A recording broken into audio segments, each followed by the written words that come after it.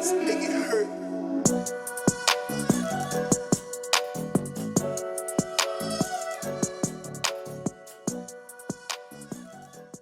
Hello, everyone, and welcome to Willing to Learn, where we believe that when we know more, we can do more. I'm your host, Dr. Ashley Lee Domínguez. Today's show, we have Doctors Courtney Mauldin and Cierra Presberry. Today, we'll be discussing their 2020 publication, The World is Ours, Mapping Identity with Black Girl Cartography in the Journal of Education Administration and History. Dr. Courtney Mauldin is an assistant professor of educational leadership in the Teaching and Leadership Department in the Syracuse University School of Education.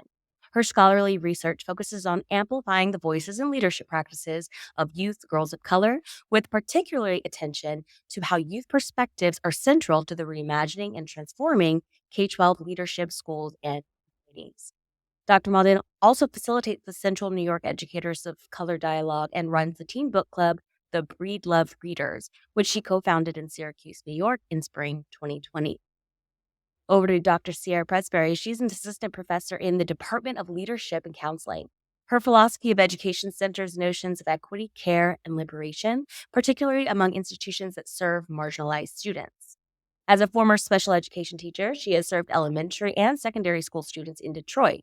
Additionally, she has researched the use of restorative justice among Black students with disabilities, the role of empathy in the teaching of young Black men, and identity development and leadership within Black girlhood.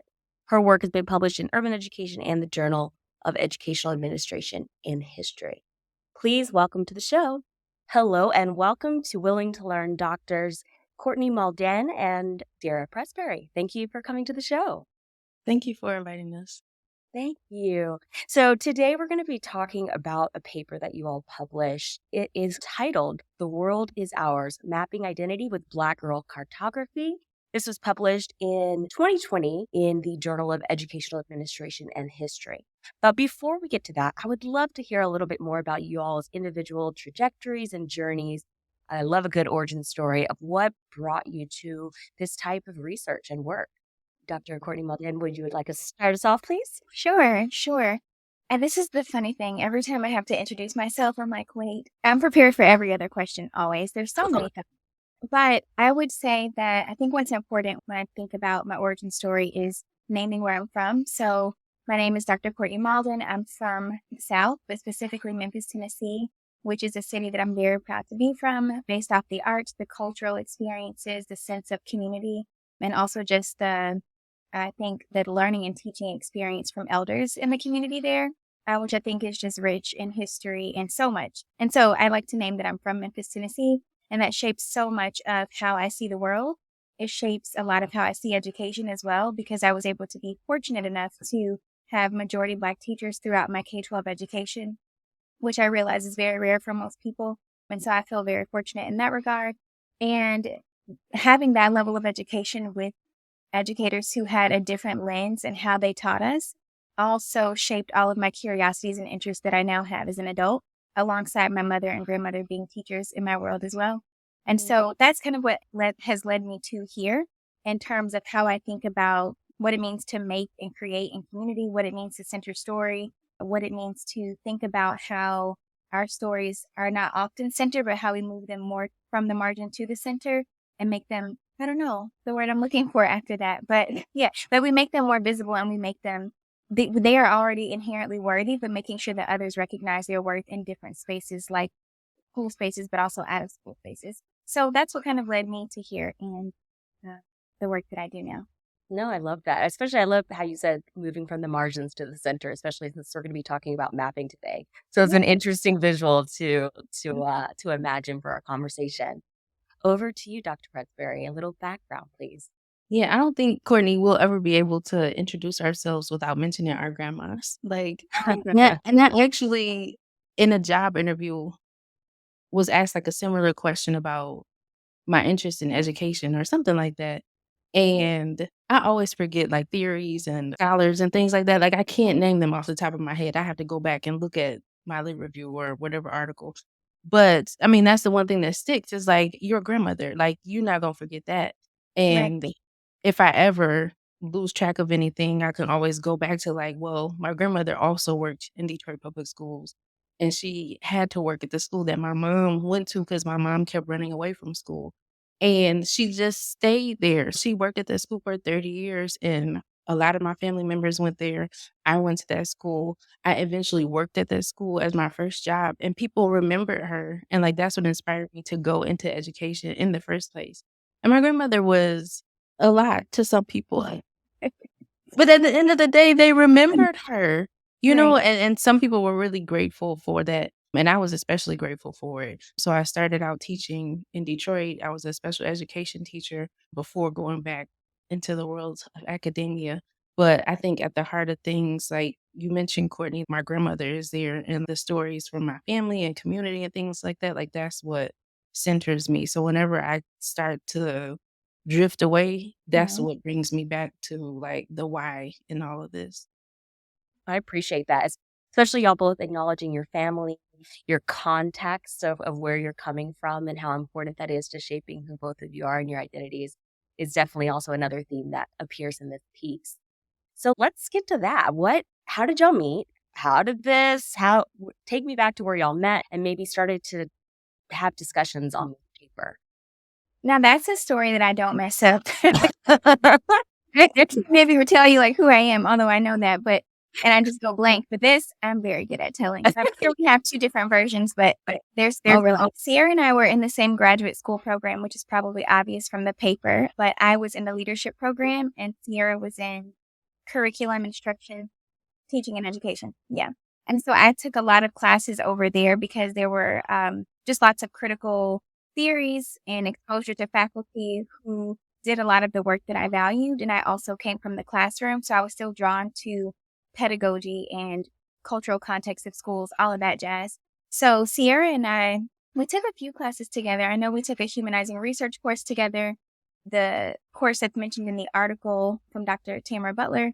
And then we also might have taken critical race theory together. Yeah, I think that was the first class we took together was CRT. Yeah. Yeah. And so when we initially met there, but we didn't really develop a closeness, I would say, that we now have until we both went to Cuba together and we were paired as roommates. And on that trip, we were actually reflecting on lots of different like topics related to socio-political climates in terms of like race, gender, sexuality, all of those things. That was what the trip's focus was. And so we had, I think, an interesting experience being two Black women on that trip, but it was also what brought us together and what made us just think about our work and think in new ways. And it was just a different closeness where I felt like we can collaborate together. And to be honest, I think for me, that trip is what allowed vulnerability to happen, which is how I actually was able to even write any of these things in this paper because I normally would not. And so that level of closeness and trust and vulnerability on that trip is what did it for me. So Yeah. establishing vulnerability with Cierra Yeah. helped y'all form a personal relationship before you could start thinking intimately and writing about this topic. Absolutely. Yeah. And I would agree with every version of your story, Courtney. And I'll add one detail because it's so funny to me that we had like a gala for grad students. And you came up to me and was like, this was after we knew we were going to Cuba. And we had been assigned roommates, I think, or maybe we were still thinking about being roommates. And he was like, when we go to Cuba, we're going to room together and we're going to be friends. And I was like, okay, fine. I knew it. And then people that know me know that I'm not like super social. So I just, I'm just here. And Courtney was very intentional about things. And I think that also helped me to be vulnerable too, because I'm not readily vulnerable with a lot of people. But once I see people's intentions and understand like where they're coming from, it makes it a lot easier. Oh, I like that. It actually reminds me a little bit of the movie Up, where the little girl's so excited and she's like, "We're gonna be best friends, right?" That's how Like, she this is sounds, what yes. it is. Yep. Yep. I think that was exactly how it came off. Okay, so y'all started to develop a friendship on a more personal level, obviously taking courses together. Where did the idea for using Black Girl Cartography and this topic come to life? I mean, I think it was just through Dr. Butler's work. Like, I think that was probably the last class that we took together Okay. out of I don't know how we ended up in all these classes together, but the work in that class was unlike anything I had done in grad school, focusing on like specifically on Black women and their autobiographies and looking at their different points of view, and that being like the central text, not something related to like a broader thing. And in that class, we were assigned like the archival project, which sounded fun Okay. because we got to explore like ourselves. And it was very different from other research projects that we had to do where we were worried about IRB and trying to establish relationships with community. So Right. it sounded fun, but then once we started the process of it, it was a lot of work and it was very like personal. And we also had to present this like to our peers in class. And so I think that really like just being students in that class is how most of this work started. Yeah. And then, the publication piece is, I mean, to be blunt, most of it is just being at an R1 and trying to think of ways that we can get publications out. And that's difficult for me because I I'm not with it. Like the whole point of being in education is like to support students, to build that community. So like the publishing piece of it is always difficult for me. So as we were thinking about ways that we could do that were more authentic, I think this Right. felt appropriate for us. I don't know if you want to elaborate on that, Courtney. Yeah, no, I agree. I think it was tough to think about, okay, how do we take what we've done in this course? And thanks to Dr. Butler, I think she also like introduced us to the idea of a living archive, and the fact that we could go back into a living archive and even analyze our own stories was something that I think was, like you said, new, unique, and nothing like what we had ever done coming out of the School of Education. And so Dr. Butler's class was situated in, I think it was English Ed, Right. and that was in a totally different building and department. And having the opportunity to go back into our own archives and say, okay, we can actually pull some things from this. And there was the call from the Journal of Educational Administration and History, which I was actually shocked that there was a focus on Black women in this way coming from, what some might consider more of a traditional journal. And so once I saw the call, I pitched it to Cierra and I was like, I really think we can do this. And she's right. It is hard for her to publish, but also same, I think we were just trying to figure out, are we doing this right? Like, how do we even do this? Because you're learning kind of boots on the ground, right? Of how to actually be an academic, which neither of us were bought into at that time. So I think it was definitely a learning curve, but it was a really great experience because it's a paper that I can now say I'm proud of. But even in rereading it, I was like, oh my gosh, we're agreeing to talk about this paper. But I remember seeing an increase on my like academia.edu that the paper was being read a lot. Mhm. And so I was like, I don't know that I want people to read all of this vulnerability, Like, what were we thinking? And now, as of today, literally today, I can say, okay, I'm really proud that we put this out in the world, and I'm proud of what it required us to have to go inward and do. Right. Okay. So for those people who are unfamiliar with an archive or archive project, can you give us a little summation of what that looks like? Yeah. So in the course, as Dr. Cierra Presberry mentioned, she said that we were centering the text of Black women. So all autobiographies, memoirs, all of that, which was, again, a first, right? You don't often encounter that in courses where Black women are truly the center across the board.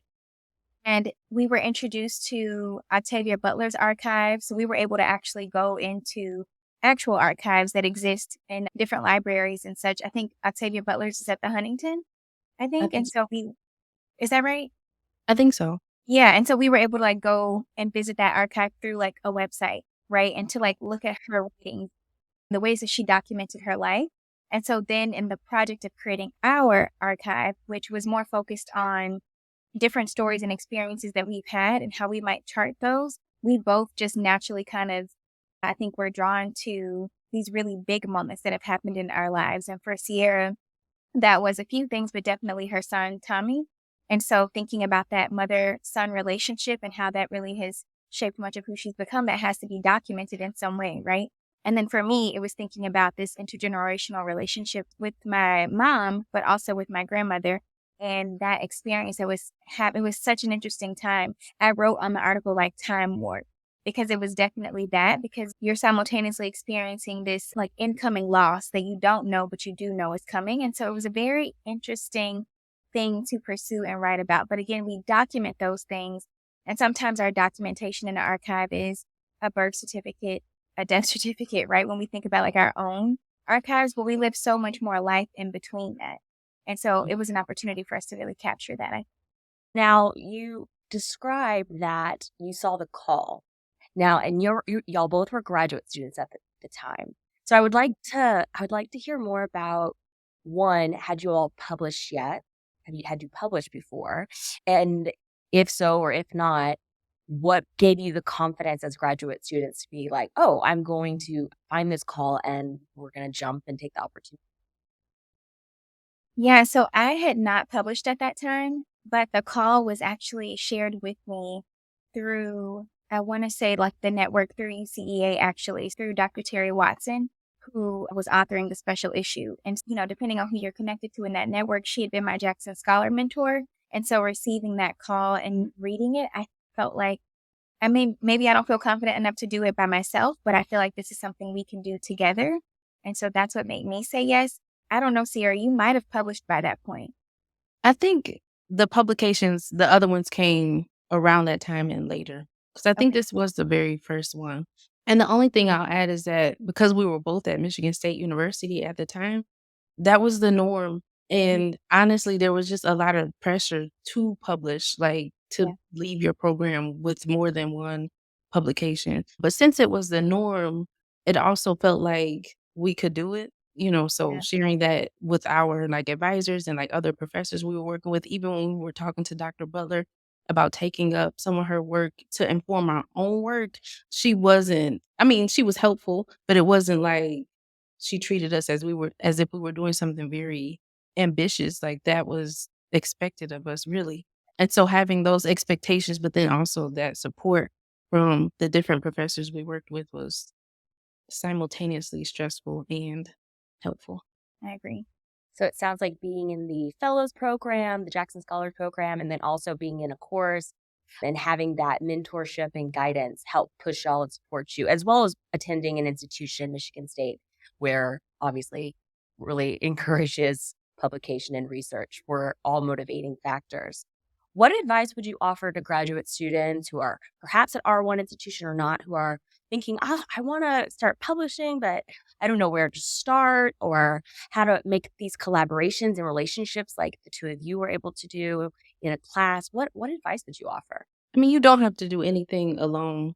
I think grad school is a very isolating process, like by design, but you don't have to operate within that because all the publications that I did have when I was in grad school were with other people. So with my advisor, with Courtney, with another professor that I was doing research with, and they all had similar approaches to working in all my publications center Black students, and they all had similar approaches to working with Black students. So that's what we had in common. And these were people that I had either taken classes with or had been assigned to work with. So some of it was just honestly, because of proximity, but it was also because of the values that we held, because I don't want my name, honestly, on just anything. And so I was just really fortunate to be in a space where there were so many people doing really good work around me. So if you're thinking about getting started with publishing, just know that you don't have to publish by yourself. And there are more people that are willing to work with you than you think. I couldn't have said it better. I agree. All of those things. I think writing in community is huge. Even to this day, Cierra and I still write together. Like we have a weekly writing date. Even if we're not working on the same piece, we have the time set aside with another colleague friend of ours, Dr. Davina Jackson. And so it just makes it's an expectation. Like even I think that culture that they kind of socialized us in has like carried on. So even when Cierra and I feel like I don't feel like writing, I need to grade, I need to prep for class, like even having our other colleague friends say, but we're writing today, or what are you all working on? Or she's working on a piece. And it inspires us to remember we need to reset and refocus on writing, right? And to do it in community just feels like you're actually able, like you feel encouraged and you feel like you have what it takes to do it. Because what I have to remind myself of is that even if I'm not invested in the publishing world of academia at times, I want to do justice to the work that I've done. And I think that our ideas, especially as Black women, deserve to see the light of day. And so that's the thing that carries me to complete a paper most of the time. No, I appreciate you all both saying that, especially because I know in the paper there is this tension that you're exploring through individualism and collectivism. And so it's nice to see that y'all have been able to occupy collectivism as a strength and as a force, and be in community to propel you not only to get through just one project, but to get through life, to get through future writing, future projects, and that you don't have to do it alone. So I love that you're able to take that lesson that you wrote about in the paper, but also apply it to your own writing practices in life. So I think that's wonderful. Okay, so you got the call. You said, all right, I found this. Let's go. Everyone's on board. Where do we start? Where did we start? That's what to think of too. I think we did what we were taught to do, I think, in many ways, which was, you learn about the ideas, you begin to outline what that looks like. And again, I think I said you're not really taught how to publish. You get the pieces, right? And then you have to learn how to put them together in some ways. The beautiful thing that we had that I don't know if everyone is always fortunate to have is, as Cierra mentioned, like we had professors who were happy to look at the work and to help us. And even if we were timid to ask because we know how busy their schedules are, they still were like, we'll take a look. Like, let's take a look. Let's iron this out. So we knew to meet, we knew to outline, and then we started the writing process really just from there. Luckily, I think tied to the archive project, we had to do some writing as well for the course. And so we were also able to pull from that and really speak to the call that we targeted. Were y'all working on the archive project while you're also writing and planning for the paper? No, this was shortly after. It was not a long time span after, but it was shortly after. Right. Okay. So take me to one of y'all's preliminary meetings and you're like, okay, how are we planning this? What's our ideas? How are trying to think about how do we put this together? This is such a blur. It's such a blur for me. But I do feel like, Courtney, we were just around each other like all the time anyway. So I don't even know if we were really setting up like preliminary meetings as much as we were just in each other's space anyway and reminding each other about the article. We didn't live like close to each other at the time because I didn't live on campus while we were in grad school. I stayed back closer to Metro Detroit because I co-parent. So I think we was just trying to make it work. Like if I was on campus or if you were in the city, we did a lot of stuff online, had our little Google folders and everything where we were putting comments. And I think the most of it was us trying to figure out who would take what part of the article and like how seamless we had to make things. Because we do have different, like we share ideals and values, but we obviously also have different writing styles. So making sure that somebody could read the paper, and unless it was us specifically sharing part of our actual archive, we wanted it to look like it was really a group effort. So you wouldn't be able to be like, oh yeah, it looked like Cierra wrote the intro and Courtney wrote this part. Like, so we did take some time, like deliberately looking through the paper to make sure that it flowed, even though we knew we were working on our own separate pieces of the paper. Yeah. And I think we might have been done with coursework. Again, it's a little bit of a blur, so forgive us because what is time since 2020? But I think I remember we hit like a hiccup, and I may be jumping ahead, but we hit a hiccup in the paper where there was something we needed to be able to name. And I remember I had been reading something at that time, and I was like, oh, I think this is like intergenerationality or something. Like that's what's happening here. And so then we had a name for it, right? And we had a way to better define the contours of what we were trying to describe. And so I remember that happening. We also presented at AERA. So being able to present on the work and talk about it in certain ways, which it was a full house, so intimidating. Cierra was very relaxed and zen as she is now. And I was just very like, we have to practice. I can remember that. I was like, practice what? Yeah. You were stressed by me, but also the beauty of a loving relationship where we know each other and how we are. And so I learned, I think, from her too, like, it's okay. Like sometimes you just have to speak to what you've done. And that's essentially what we were able to do, I think, in the writing of it, but also the presenting of it too. Okay, nice. Any other strategies that were helpful? I know you said it was very important for you to try to create a unified voice and having Zoom meetings, being around each other. Were there any other strategies that helped you write and think about the paper? I think the best thing that we did, in my opinion, is that we pulled the vulnerable parts from our archive. We pulled the creative parts. Like I would never like share my poetry with academia, let alone with friends or like on social media, right? Like that's a private part of myself. But to say, like, let's pull these parts in because they actually held a lot of power and they held a lot of passion behind them. And so it felt good, I think, to pull those things in and to force ourselves to challenge ourselves to really analyze that and to see what will come up, not just for us, but how it might actually help other women and girls. That was the beautiful kind of full circle part of it. So initially, when you're creating the archive project, you're not thinking necessarily these aspects may have an audience in the future. You're not thinking that No. you're going to share any of these writings, these poetries, No. no, not at all. Not at all. So how is that decision to decide what to include and what to exclude? How do you navigate? I mean, I think Courtney talked about this a little bit in the beginning of the interview, like these really big moments in our lives and like the people we've been impacted by. So for me, it's been motherhood. So that's a really big part of my identity and like it's shaped the way I think about a lot of things now.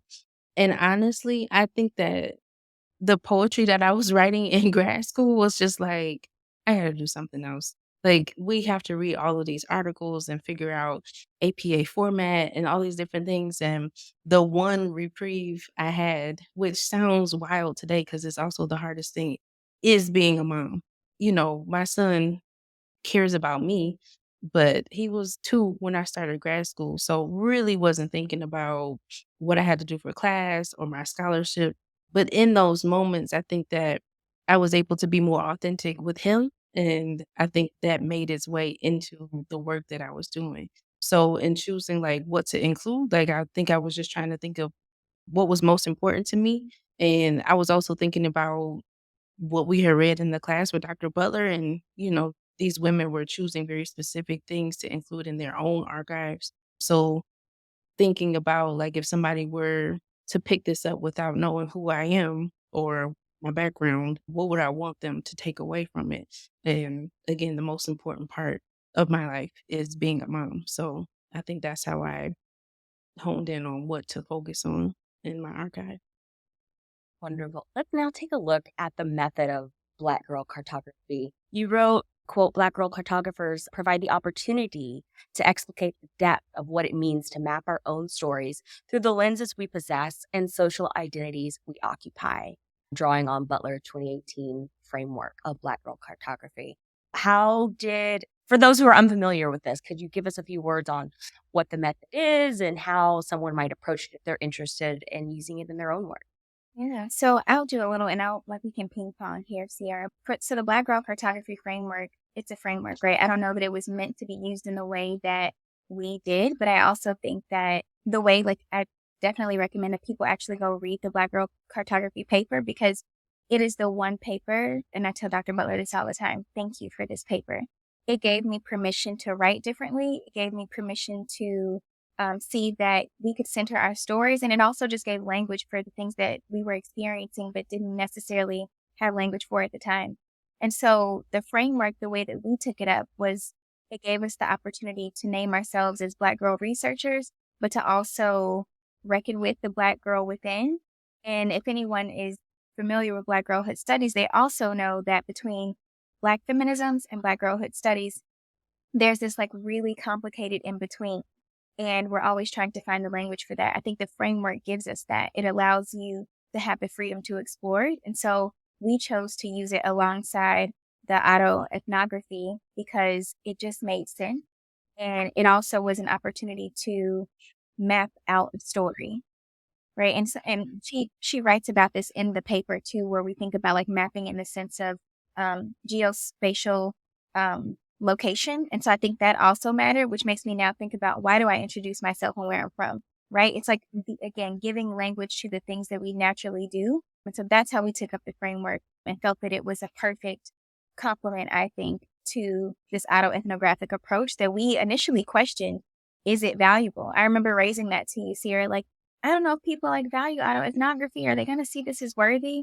But I think the framework itself gave us permission to put it alongside this method of autoethnography and also archive, right? And to put those things together in a way that made sense for what we then revealed in the findings and the conclusion. Yeah, I agree. I think that in education, as we ask students to examine their identities, they often have to do like some type of identity mapping, which I feel like is very two-dimensional. Like, I'm just picturing, like, the graphic organizer that we often give students, and it'll have, like, something in the center and then these lines poking out where they name, like, their favorite food or, like, their favorite TV show or where they're from and things like that.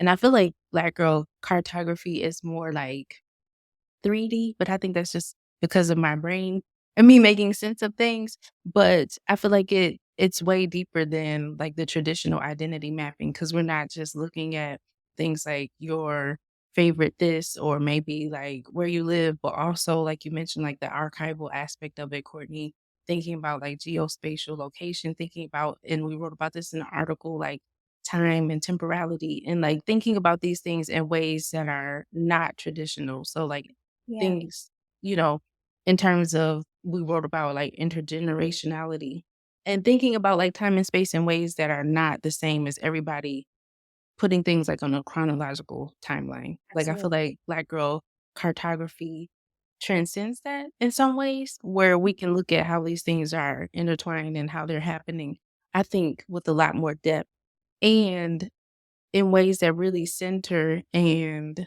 uphold like the identities and the values of Black girls. Yeah.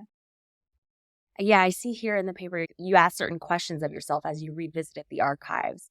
They were, what are the most relevant parts of our archives that speak to our identities? What parts of our archives align most closely with the aims of Black Girl Cartography? And how do these aspects of our archives influence our work for and Black girls? How was it using those questions as guidelines and posts to help you navigate, reflect on your individual archives?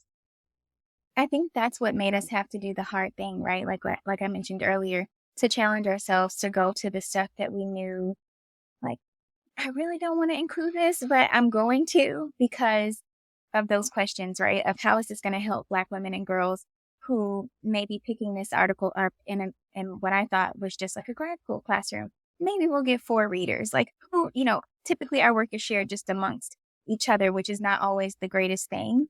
But to now see that I've even gotten emails from current Black girl researchers who are looking for something to attach to that helps them make sense of what they're doing. Even one of my own program assistant students who's a Black girl who looks into archive, but also looks at making practices, thinking about how she's able to look at this work and also look at Butler's work and to see our work in conversation with what she's doing. Like that was the point of it all, right? On Mhm. top of recognizing that there's a lot of healing, I think, that happened through the writing of the paper. Nice. So now if we take it to the findings section, one of the first findings is embodied vulnerability, which instantly I'm now taken back to y'all's first experience in Cuba and choosing to be vulnerable and choosing to be friend. So how did it show up, this concept of embodied vulnerability, as y'all started to sort through and analyze your archives? I mean, I think that the whole autoethnographic process to me is vulnerable. I think it's very easy when you're in academia to rely on like what people think are unbiased, empirical pieces of data in order to get at whatever research question you're trying to answer. So to include my own poetry, my own reflections, that was the vulnerability right there. So just the practice of including this and this being the data in the paper. And like you said, Courtney, still having those doubts about this form of writing and this form of research where we're just relying on ourselves to prove, the value of Black girl cartography. I think that was the vulnerability because in other papers, you can rely on, again, like other people's frameworks and other people's writings and other people's experiences, interviews with people from different communities. And you can really hide behind that. But in this paper, it was just us. And I think that was the most vulnerable part of it is just writing about these things that were very personal and very important to us. Yeah. I was just going to add, at Sierra, there was a conference. I don't know if you remember that you had like a conflict. You might have had another conference. And I was presenting on this paper, like once it was out. And I assumed the audience would be those who were Black girls and women based off the topic. And it was not. And I remember thinking like, I had like what you can now name as like anxiety. Like I felt it in my chest of, I'm not comfortable disclosing our stories to an audience who may not get it, right? Or who may take this and interpret it as simply like a trauma narrative or whatever, right? I did not feel comfortable with it. And so I remember feeling so uncomfortable trying to share the work and also reading pieces of our experiences. It just felt different. And so I think that embodied vulnerability is something that we can understand from Dominic Hill as a way to reveal all of our parts, right? And we have to think about the stories that we make up. She talks about assumptions in that work. But I also had to think about lived reality that I had experienced and what it meant to share these really personal parts of ourselves in front of a large audience that did not look like the majority of women on that panel. That was tough. And so having to actually live out that vulnerability in real time, again, that was one of the hardest things I think I had to do in grad school. Like if I had to draw on an experience that was really tough. Were there parts of you in that conference room that were wanting to immediately conceal or hide or minimize the experiences that you had? Almost feeling, I don't want to say unworthy, but it's like, how can I trust that you can receive this story and this experience in the way that I felt it in my body? Right. So I feel like what I ended up leaning on was I just read parts directly from the paper, which forced me to have to focus in on the word and then the next word and the next word and the next word when I was sharing the personal parts of the archive. To talk about the, the theoretical and all of that stuff was easy, but it was harder to read our snippets and to see the faces and the emotion and the all of that. And just being like, oh my gosh, I don't know what they're thinking, but I have to wrap this up. That was how I felt in that moment. But I remember getting compliments after of people being thankful that we shared and that I shared these parts of our work because they were very curious, right, about how one goes about ethnography in this way. So it was a learning experience too in that way. And it helped someone. So both of you discuss in the paper these connections to motherhood or other mothers. Cierra being a mom. And then I know, Courtney, you talked about your own relationship with your mom and both with grandmas and so forth. Did you have discussions with moms and grandmoms and sons about sharing and writing about these pieces? And how did they feel about it? What tensions or ethical dilemmas might you have faced in deciding sharing this and then knowing that some of it is very personal and it's not just about you, it's about the relationships you have with these important people in your life? I think so.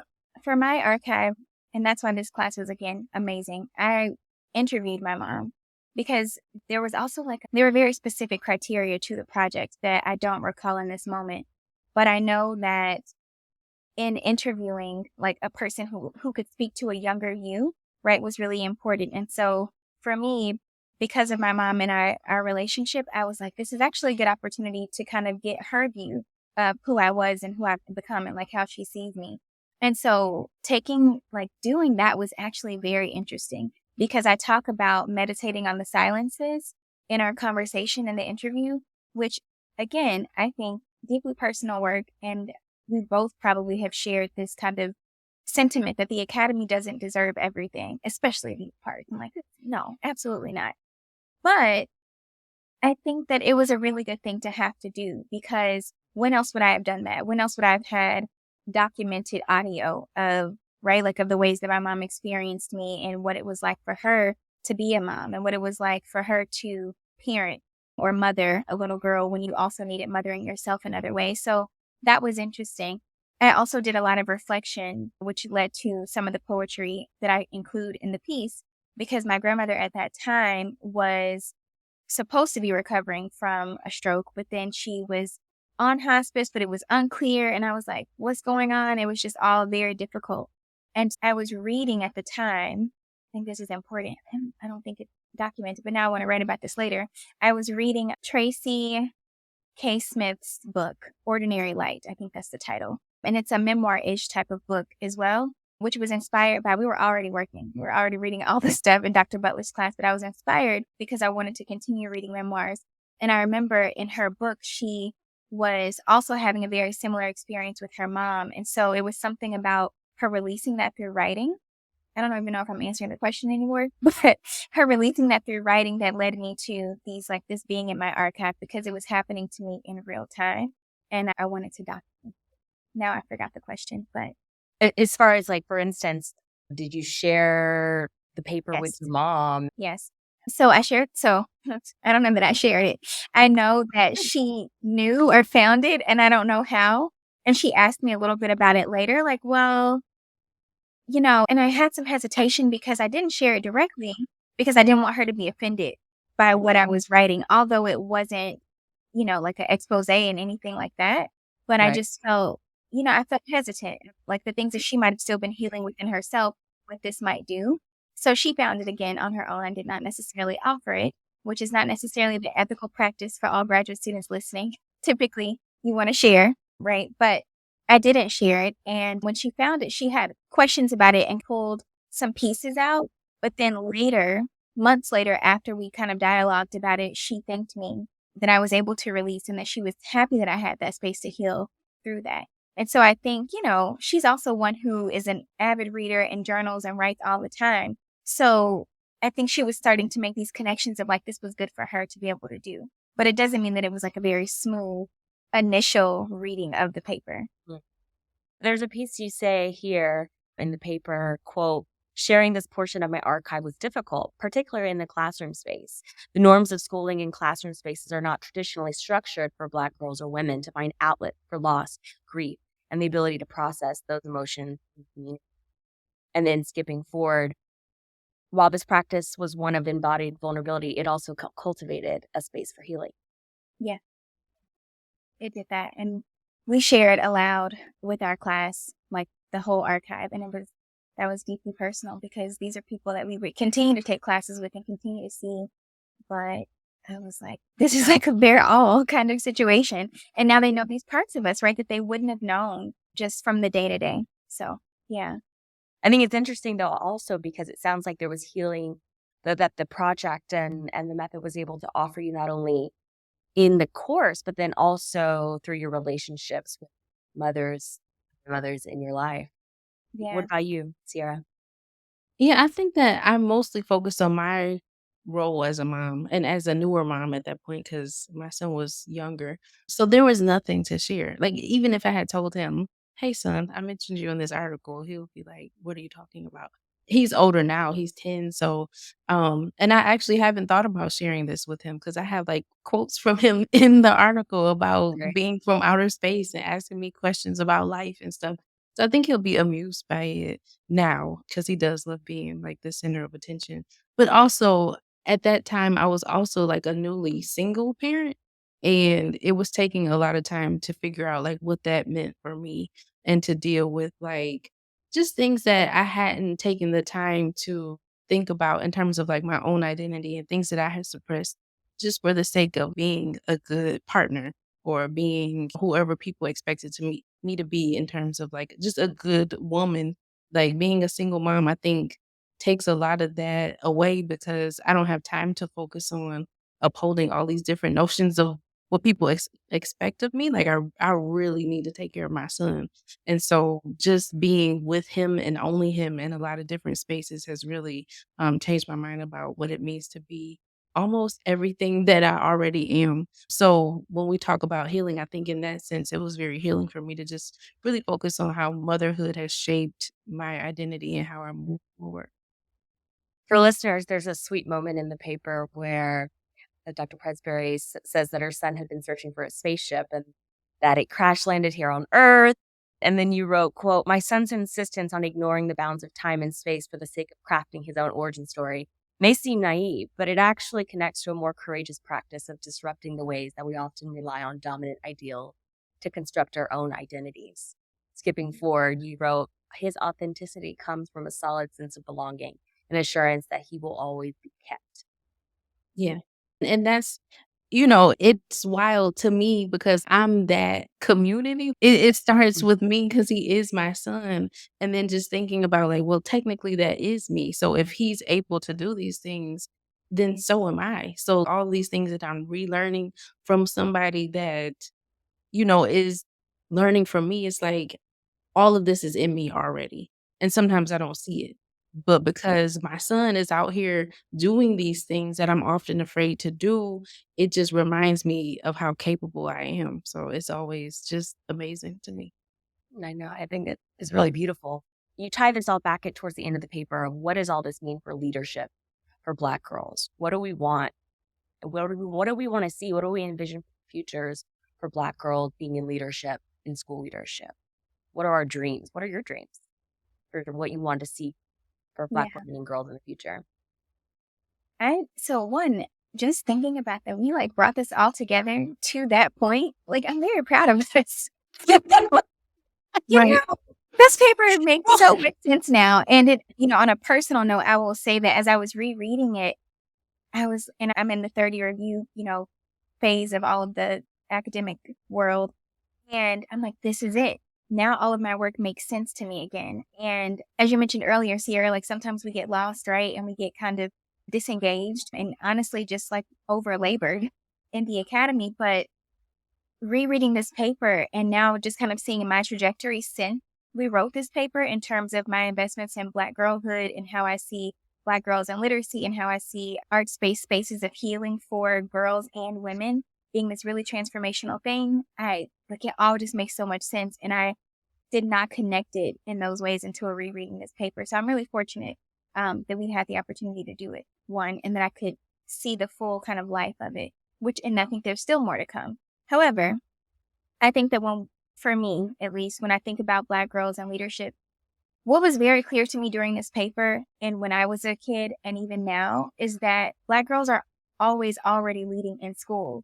And so when given the space to lead and when given the space to be the dominant voices, the ones to name the realities of what's happening around them and within them, they do that often. But because they are often penalized for it or altogether ignored, right, we're not really upholding them as the leaders that they naturally are. When I think about being in the classroom or even just occupying school spaces, and you look at how Black girls care for others because they automatically feel like that is their role. When you look at how they take up space, which other scholars have written about too, unapologetically, like that is what we would call good leadership, right? Those are the things that we teach, like on this side of the world when we think about leadership. And I'm saying this side, meaning like my other hat that I wear, right? Like we talk about the charisma, the courageous leader, transformation, social justice. Like Black girls embody this all the time, but it is not read the same way. So my hope is that schools are able to create space and design learning environments that allow Black girls to be unapologetically who they are. Because when they're able to do that and they're affirmed and empowered in what they're already doing, like there are no limits, there are no bounds. But our schools don't often do that. And the adults in the building don't often know how to do that. And I think that is the larger problem. Right. And they need the space to be able to examine their identities, like in the ways that we did with our archive and going through this autoethnographic process, because I think a lot of times Black girls are receiving messages about who they are constantly. And like I just talked about how I had to take time to undo a lot of the things I had taken Yeah. in about who people told me I was. I think Black girls are experiencing the same thing in schools with no way to refute any of it, with no way to process things, with no way to really affirm who they truly are. And hopefully this work and this framework is taken up in ways that one already showcase the ways that, like you said, Courtney, Black girls are constantly leading, but also helping people to understand like what that looks like, and that Black girls understanding who they are, one, like that's part of their leadership is like the ways that they talk and the ways that they interact with people, but just giving them the space just to be and to understand who they are and to articulate that, I think is really important in K-12 schools. We don't do enough of it. And we do it, I think, sometimes in ways where we overgeneralize. So we talk about things like Black girl magic, which is great. I would much rather be known as a magical Black girl than any other thing that been called in negative ways. But I think that it also takes away from like who these girls are individually and what their strengths are. So we have to have space for them to examine like their own identities in order to move forward. Cierra, that was so beautiful, but you just made me think another thing that I don't know, you hit all the spot, but there's something about too, I think, the resiliency piece and the fact that Black girls do step up and care for and do all of these things. And when we talk about space and the ability to examine, which is what we had the opportunity to do as Black women who are also inner Black girls, right? I think that what you're saying here is that like They need the space to be able to even recognize, why are you having to be so resilient? And who are you when you're not fighting, right? But if they're given all the messages about who they are, they don't often get a chance to see what other parts of them exist beyond that. And I think that's important too when we think about leadership of Black girls. So just wanted to add that piece. Beautiful, beautiful from both of you. I want to highlight this last point here before we move to our final segment that you discussed in the conclusion, drawing on Paris 2017, about how settler colonialist mapping as acts that are hallmarked by theft and displacement. However, there's another kind of mapping that has always been also about resistance and freedom, be it the North Star, the safe houses, coded language, signifying, a mapping that sustains self. The stories we tell and retell, the stories by Black, Indigenous, and other people of color, I turn to and return to when I feel as if I've lost my way. Any advice for people who feel maybe that they have lost their way? For Black girls and women who feel maybe they need some more reassurance, they need some more motivation. Any words of encouragement? It was very interesting to me to go back and read this article because I have, and I said it before the interview started, I have felt very overwhelmed with a lot of the things that I have going on for work. But rereading this and getting back like to the essence of things, I think was very encouraging. And I don't know what types of spaces people already have to be able to express these things. Like we're looking back at like an article we published, but even something as simple as looking back over journals or looking back at photo albums, like we have archives. We don't always name them that way. An archive could be a text message thread between you and a loved one. It could be notes that somebody left behind. It could be books that someone gifted you. So I think going back like to your own archive, like whatever that looks like, I think is very like grounding, like in a really good and solid way. So I always imagine it as me like floating off into space. It's like this is how I'll be picturing it, like, oh my gosh, like I don't know where I'm going. I am lost. And then like going back to like pictures on my phone, going back to like scriptures, going back to journals, going back to poetry, even if it's not my poetry, even if it's poetry that I read when I was in a good place or poetry that I read when I was a kid. Like just thinking about things that have anchored me and like brought me back down has always been like my way of like being able to move forward. That was beautiful. I think you have to plan your joy. I saw this like recently, like reposted from Michelle Obama, and she talked about like we plan for so many other things. And I agree with Cierra. Like Monday through Thursday of this week, I have complained about all of the labor that is always on me. And I think getting up each day, it shouldn't be hard. Like it's not hard, but like it's hard to know what's in front of me, that I have this much work in front of me all the time. And not because I'm poorly planned, not because none of that. Well organized, strategic plan, all the things. But there is something to be said about all of the work that is always on us, and also the invisible labor, right, that we shoulder that other colleagues may know nothing about. Yeah. And so I think that experience alone is enough to feel lost. That experience alone is enough to feel like it's too much. And it is, to be clear. However, I think planning for my joy, whether that's like I'm gonna, FaceTime my fiance and, we make jokes and we're gonna talk about things, or I'm going to play with my dog who's a doodle and he's fluffy like a walking teddy bear, the best. Or even like I mentioned today, like, is this okay that I have on like a bandana and like denim because I just felt more like a free artist in a romance novel. Like I'm romanticizing my life. I'm in a Hallmark movie today. That's what it feels like. And so I think those things, like that's me planning for my joy, but also something that I encourage all Black women to do all the time, and even girls too, is like you have to take hold of a part of your day that is just for you and you only. So my mornings are that time. And I know it's harder when you have other responsibilities, but saying I deserve 20 minutes, if not longer, to just enter the day the way that I want to, or to pause in the day the way that I want to, or to end the day the way that I want to. Like that feels like I'm taking my power back from all of the things that have been placed upon me by other people. And that is how I refine myself and reconnect each day. I do my best to do that because there's something to it. It works. I know it works. It's proving too. Thank you for both those words of encouragement. I think that will be helpful to a lot of listeners, and especially not only Black girls, but also Black girls who are pursuing graduate studies or pursuing college and trying to think of the larger goal and the mission that they have ahead of them and how to sustain it despite all the labor, despite all the pressures and all of the invisible micro moments that sometimes can feel so incredibly heavy. So thank you for those words. Let's move on to play a little game called In My Expert Opinion. Basically, I'm going to list off a few topics and you're going to give a hot take or initial reaction on the matter. And then you can briefly explain. Y'all can obviously tag team and do this together. So the first one is Black girls as leaders. First thought, Yeah, just whatever thoughts you have on the matter. Black girls as leaders. And my first thought was like always, right? Like I think we can always learn from Black girls and women. I think what often happens is that people feel like when you're centering one group, that it just ignores all others. And that's not necessarily what we're doing. Black feminists taught us a long time ago, right? When we center our lives and experiences and our liberation, then everyone gets free, right? Like, and so there's really, you all win. And so I think that Black girls as leaders always was what I thought. Like they naturally are that. How we continue to equip them and support them in being that is equally important. Cierra, anything?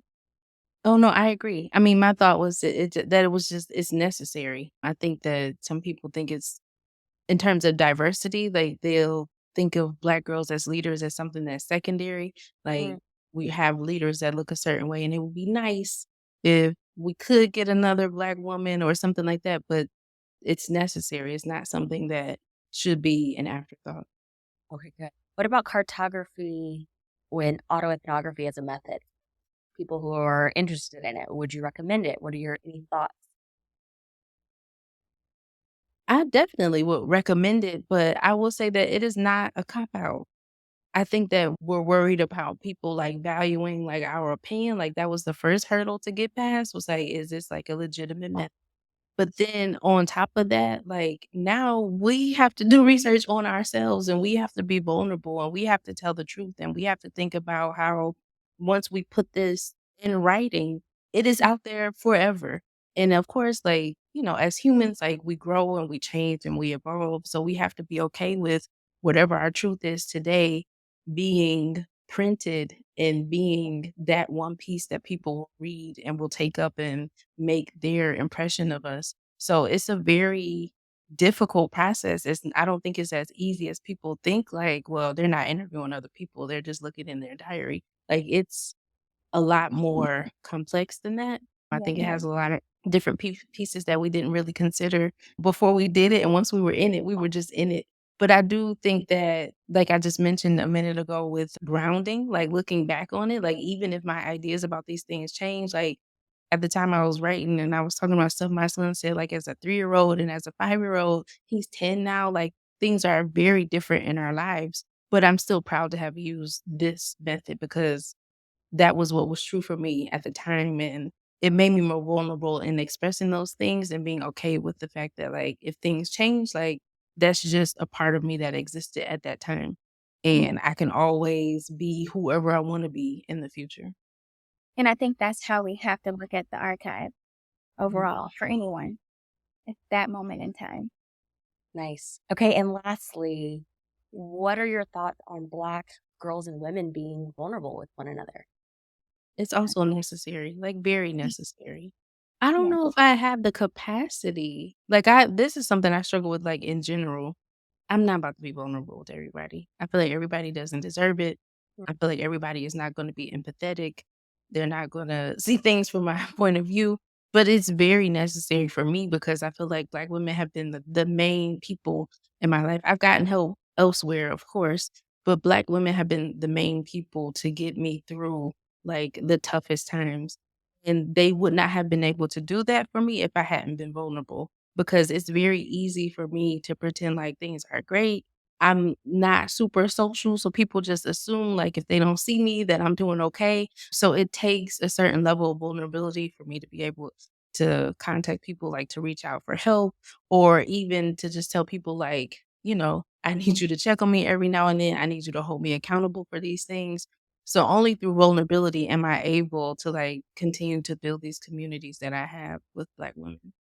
That's easy. Yeah, that takes the cake. I think it's healing. Yeah, I think it's healing. And I agree with Cierra that we don't have to give our vulnerability to everyone. Like we get to choose, which is a beautiful thing. And people sometimes have to earn that But I think when we're in community with each other and we're able to say, like you said, hey, like I need you to check on me, or I think I voice noted you the other day, like, hey, I know I asked about you, but I should probably confess that like I'm over all of his work. Like I'm over it, just being able to have the space to do that. And I think for people who are going to hold it and see it as tender and to know that like, I see you, I am you, like I'm with you there, like that matters so much because I think like you feel held at the end of that. And we are the ones who I think we continuously, there's lots of narratives out there about Black women. And sometimes I should not go to the explore page because I'm shocked because I don't live in that world. Like, as you said, Cierra, like Black women and women of color and others, but definitely Black women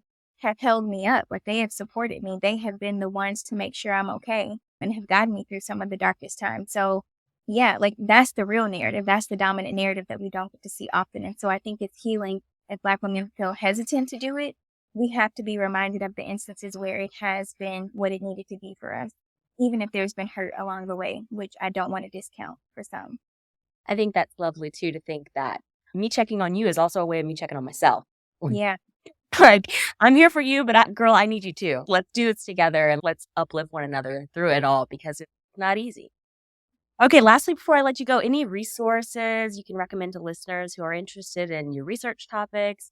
This could be books, it could be movies, it could be authors. Any recommendations you have? Bettina Love has a new book, and I mess up the title for everything. But she has a new book, and I think it's called Punished for Dreaming. And then her previous book, We Want to Do More Than Survive, I think are really good works. I'm still needing to check out the new book, but We Want to Do More Than Survive. I've used it for multiple courses, and we're reading it as a group in my college right now. And I think those are good for anyone in any aspect of the field of education or beyond. Anybody really that's working with Black children. Great. Courtney, do you have any? I would say In the Spirit by Susan L. Taylor. Speaking of archives, so when we wrote this, I think my grandmother was still living, but then has recently, I think, actually don't know. Time, that's what I mean, time warp, right? Like really big moments can do that to you. And people don't realize that about the brain, but I can't remember. But what I do now know is that I have all of her books, which is like the best gift and is an archive in itself. And so I have been looking for one of the last books that she was reading, and that is the book. And it has been game-changing in this season of life. And so it's called In the Spirit, and it's really, Susan L. Taylor is the former beauty editor for Essence. And so she would always have these columns about healing and spiritual teaching. And it is just, oh my God, like I'm so glad that I found it. And I found it when I wasn't looking. When I stopped looking, I found it. So that is a book that I absolutely recommend.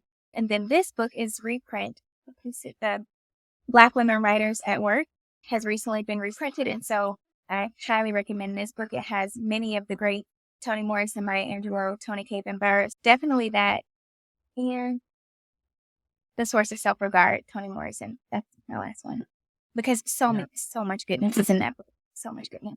Oh my goodness. Thank you for those resources. And thank you both. Y'all have both been incredibly lovely. And I really appreciate you coming on, sharing your wisdom, your knowledge, being vulnerable in a new space. And so I am truly grateful and looking forward to collaborating and visiting with you all, hopefully in person soon. Before I let you go, can you tell the listeners where they can find you?